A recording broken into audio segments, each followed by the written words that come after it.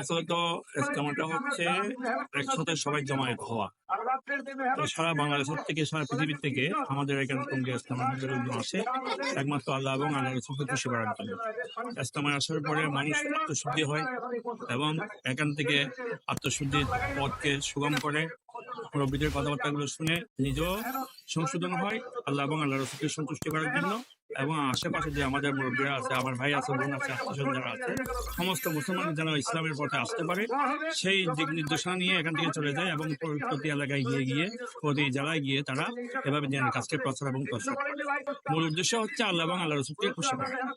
ইজতেমার ময়দানে যারা আসতেছে বা যারা আসতে পারে নাই, অনেকে আসে মোনাজাতের মধ্যে অংশগ্রহণ করতে আসে, উদ্দেশ্য একটাই, শুধু আল্লাহ এবং আল্লাহ রসুলকে খুশি করা। এর দ্বারা লাভ কি? এদের লাভ হচ্ছে আমি যদি আল্লাহ এবং আল্লাহ রসুলকে খুশি করতে পারি, আমি দিনের পথে যদি চলতে পারি, তাহলে আল্লাহ আমাকে মতের পরে জান্নাত নসিব করবে।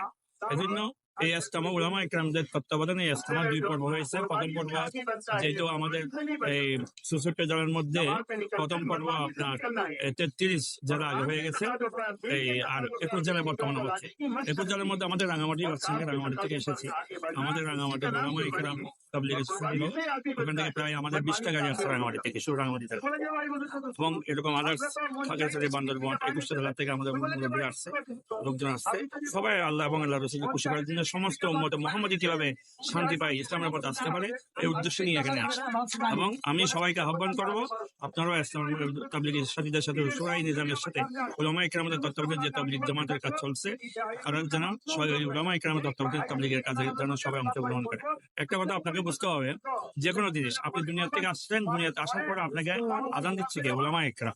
এবং আপনাকে একটা ছেলে যখন দুনিয়াতে ভূমিষ্ঠ হয়, তাদের ডান কানে আযান, বাম কানে ইকামত দিতে হয়। কে দিচ্ছে? আলেম সমাজ। আমি দুনিয়া থেকে চলে গেলাম, আমার জানাজা কে পড়াচ্ছে?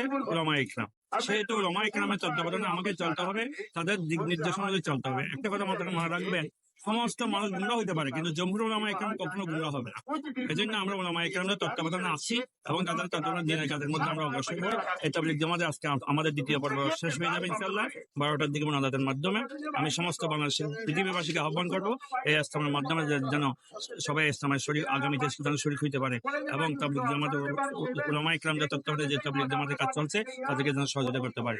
এবং আল্লাহ এই সহযোগিতার দ্বারাই, এখানে আসার দ্বারা যেন আল্লাহ পাক আমাদের নেক নসিব পুরা করে এবং দুনিয়া এবং আখিরাতে যেন আল্লাহ পাক কামিয়াব করে। জিনারা, ধন্যবাদ ভাই আপনাকে।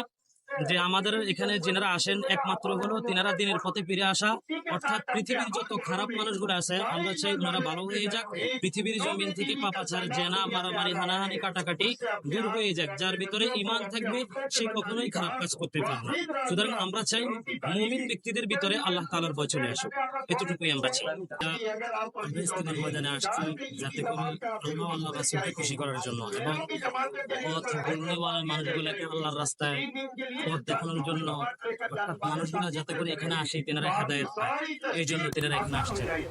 আর 2 নম্বর হলো অনেকের প্রশ্ন, আমাদের ইজতেমার ময়দানে আগের তুলনায় এখন মানুষ কিছু কম, এই জন্য আমাদের জানতে হবে এবারে প্রথমত হলো ইজতেমা হলো 2 পর্বে। প্রথম পর্বে ছিল আপনার 42 জেলা, দ্বিতীয় পর্বে ছিল এখন 22 জেলা।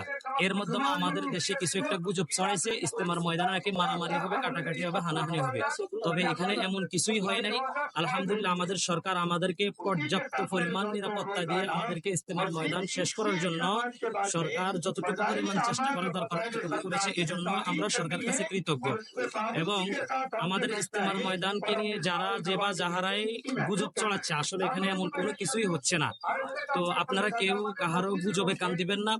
এবং ইজতেমার ময়দানে আলহামদুলিল্লাহ সুন্দরভাবে স্বয়ংসম্পূর্ণভাবে মুসল্লিগণ ইজতেমার ময়দানে আসছেন এবং আলহামদুলিল্লাহ আমার সাথেও যিনারা আসছেন, আমি প্রায় 48 জন সাথী নিয়ে এখানে আসছি। আমি সবার জিম্মাদার নোয়াখালী থেকে আসছি। আলহামদুলিল্লাহ আমাদের সাথীদের মাধ্যমে অনেক পরিবর্তন আমাদের সাথীদের মাধ্যমে, এবং কয়েকজন খুরুজ হয়েছেন, তিনারা সিলের জন্য বাহির হয়েছেন। আলহামদুলিল্লাহ।